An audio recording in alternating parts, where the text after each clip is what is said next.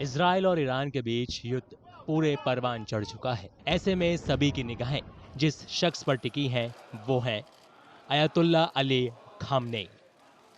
86 साल के ईरान के सर्वोच्च नेता 35 साल से ज्यादा समय से सत्ता पर काबिज हैं। वे ईरानी क्रांति, प्रतिबंधों और युद्धों के बाद अब इजराइल के साथ खुले टकराव के दौरान देश की अगुवाई कर रहे हैं। 1939 में मशहद में एक साधारण मौलवी परिवार में जन्मे खामनेई ने इस्लामी धर्म ग्रंथ का गहराई से अध्ययन किया। युवा छात्र के रूप में वे अयतुल्ला खुमैनी के विचारों से प्रभावित हुए।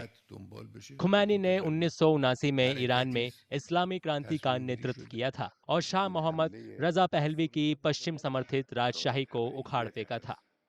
खुमैनी की अगुवाई में शाह की राजशाही 1979 में उखाड़ फेंकी गई।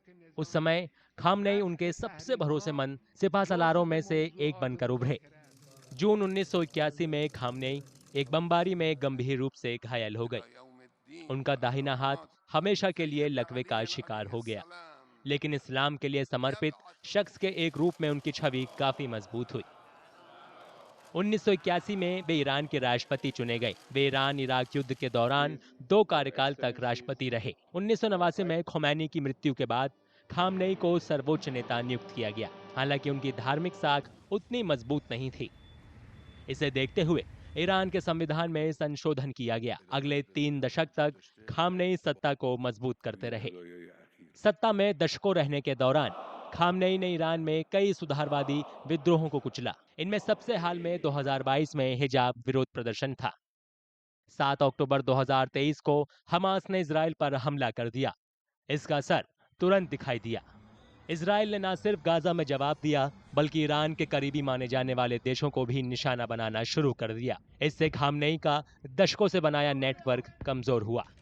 पिछले हफ्ते इजराइल के ऑपरेशन राइजिंग लाइन के बाद बड़े पैमाने पर सैनिक संघर्ष शुरू हो गया। इस दौरान ईरान के परमाणु और सैनिक ठिकानों पर बमबारी हुई। खामनेई ने बुधवार को इजराइल के हमलों के सामने आत्मसमर्पण करने की अमेरिकी अपील खारिज कर दी। उन्होंने चेतावनी दी कि अगर अमेरिका सैनिक भागीदारी करता है तो उसे अपूरणीय क्षति होगी।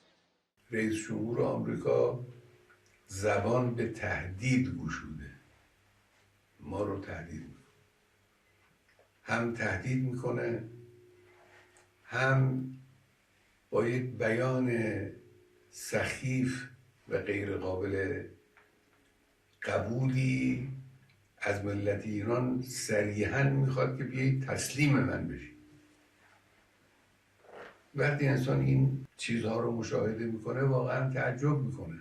اولا تهدید رو به کسی بکنن که از تهدید اونها میترسه و البته آمریکایی ها اونهایی که با سیاست های این منطقه آشنا هستن میدانند که ورود آمریکا در این قضیه 100% به ضرر اوست.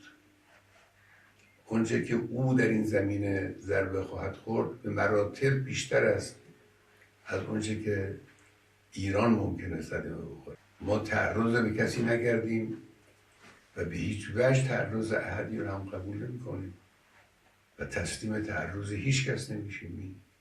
منطق ملت ایرانه، این روحیه ملت ایران.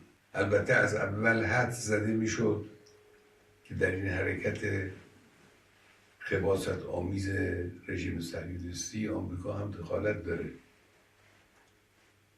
با این حرفای اخیری که اینها میزنن این هست روز به روز تقویت میشه. ملتی مجازاتی که ملت ایران و نیروهای مسلح ما برای این دشمن خبیث انجام دادن و دارن انجام میدن و برای آینده برنامه دارن مجازات سختی است و او رو دچار ضعف کرده. همینی هم که دوستان آمریکاییش وارد صحنه میشن و حرف میزنن نشانه ضعف و نشانه ناتوانی اوست. खामनेई ने 3 दशक से ज्यादा समय तक ईरान की राजनीति, विचारधारा और विदेश नीति को आकार दिया है। अब वे इसे ऐसे युद्ध के जरिए आगे बढ़ा रहे हैं जिसका ईरान के भविष्य पर गहरा असर पड़ने की संभावना है।